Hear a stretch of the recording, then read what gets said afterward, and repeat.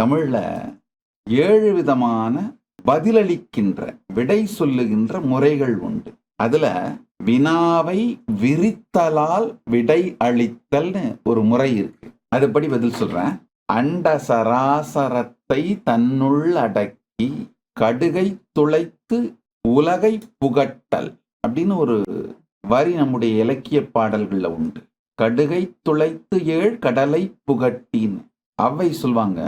திருக்குறள் அணுவை துளைத்து ஏழ் கடலில் புகட்டி, கடுகினும் சிறிதான அணுவை துளைத்து ஏழ் கடலை புகட்டின்னு அண்ட சராசரத்தை மட்டுமல்ல அண்ட சராசரங்களையும் உண்டு விழுங்கும் உள் சுவாசத்தால் உள்ளெடுத்து வெளிசுவாசத்தால் வெளிவிடும் உள் சுவாசத்தால் பிரளயத்தையும் வெளிசுவாசத்தினால் சிருஷ்டியையும் செய்யும் அண்ட சராசரம் மட்டுமல்ல அண்ட சராசரங்களையும் ஆக்கி காத்து அழித்து மயக்கி அருளி ஆட்டுவிக்கும் பரம்பொருள் தன்னுள் அடங்கியதே குரு சக்தி.